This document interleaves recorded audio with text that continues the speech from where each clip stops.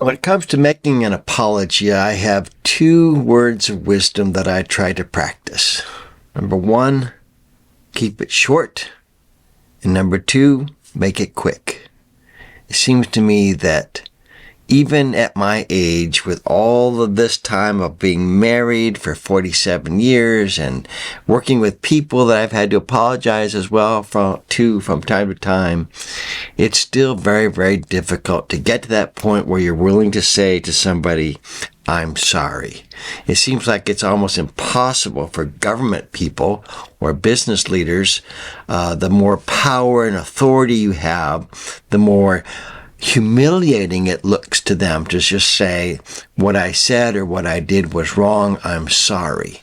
We've seen another example of that in the news of late, in which things are now dragged out because there's just an inability for governments and government officials to say, I'm sorry. In China, it's impossible to say, I'm sorry, because you lose face. And when you lose face, you lose influence and authority. But I think it's really true even at the personal level. Saying I'm sorry is a humbling act, and I feel it right away. I don't think I'm much different than the rest of us. But the truth of the matter is that we all need to learn to say I'm sorry, or we need to we need to recognize that we're going to have a lot of broken relationships in our life. It's impossible to get through life and have ongoing, meaningful relationships without the ability to say, I'm sorry. And of course, it's impossible to have a relationship with our Creator and our Redeemer without beginning to say, I'm sorry for what I did. In fact, there's a psalm that's given to us that's designed just to help us say, I'm sorry. It's Psalm 38. It's a psalm of penitence. Here's the introduction to this psalm as I find it in my own study Bible. It says, this is a lament that lays a person's troubles before God when that person realizes that these troubles result from his own sin. The psalm describes the anguish of the body and mind and the desertion of friends and how the psalmist's own folly has made him vulnerable to his enemies. And this is a psalm in which we learn to say, I'm sorry. And in fact, in verse 17 of this psalm, we find these words. I confess, verse 18, I confess my iniquity. I am sorry for my sin.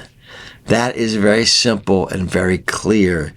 And I think those are as close to the real magic words in real life that we're ever going to find in life. In my world, I find all the time that men especially seem to have the inability to say, I'm sorry. And men and women who have forced their daughters into abortion find it very, very difficult to say, I'm sorry, even when they realize that it was the worst thing they could have done, even if it was done under the best of intentions. Listen to this example. My family would not support my decision to keep the baby. My boyfriend said he would give me no emotional or financial support. All the people that mattered to me told me to abort. When I said that I didn't want to, they started listing reasons why I should.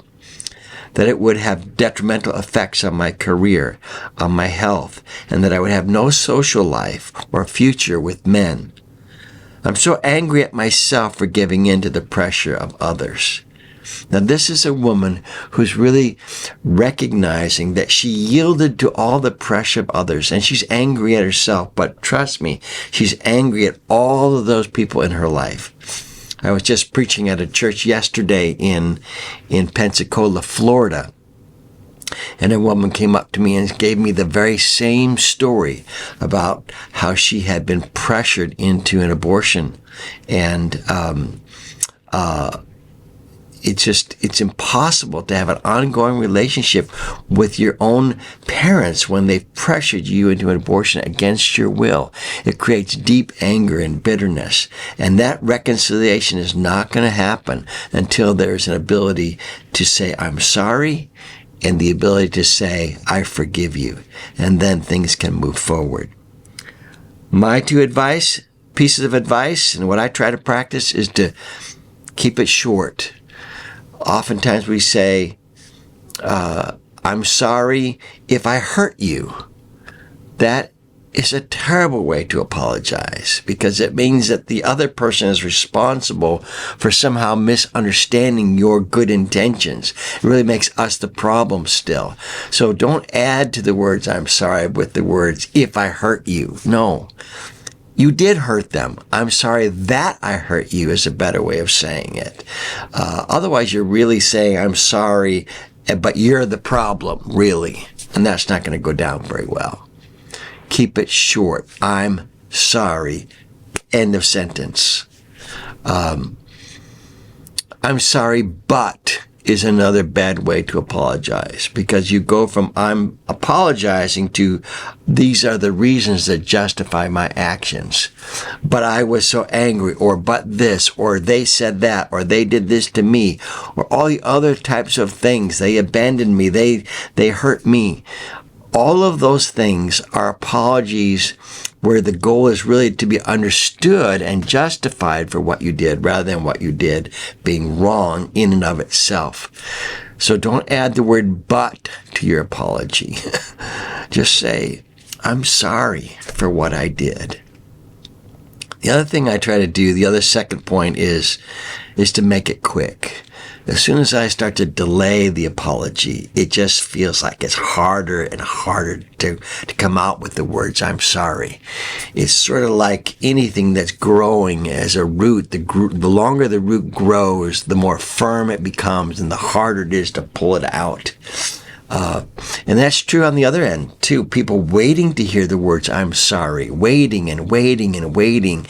And the anger and the resentment and the bitterness just keep getting deeper and deeper and deeper.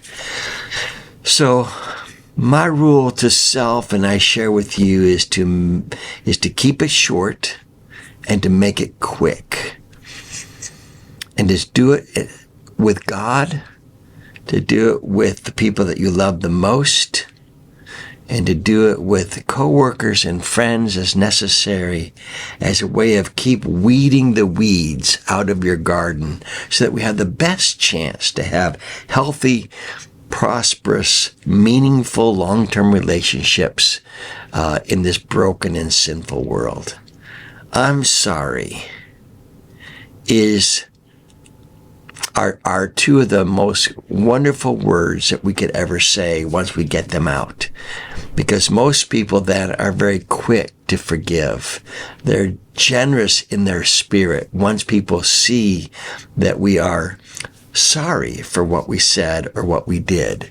There may be exceptions to this rule, and there are certainly things that are done in which an I'm sorry is not going to be enough. But as a general rule, as a maintenance rule for our lives, I'm sorry is often met with a quick trigger of love and affection and acceptance and generosity. And so it's worth coming up with the humility of spirit to say to the people that you love, that you have hurt, I'm sorry. Now, I'm saying this to you, but I'm saying it to me as well. Because for some reason, even at 69 years of age and having had to do it several times, many times, it never seems to quite get easier with time. Because it just cuts against the grain of our pride spirit. But it is the will of God, and it leads to our eternal joy and happiness. I'm sorry is what we need to say to the Father and to one another from time to time. And then things will get better.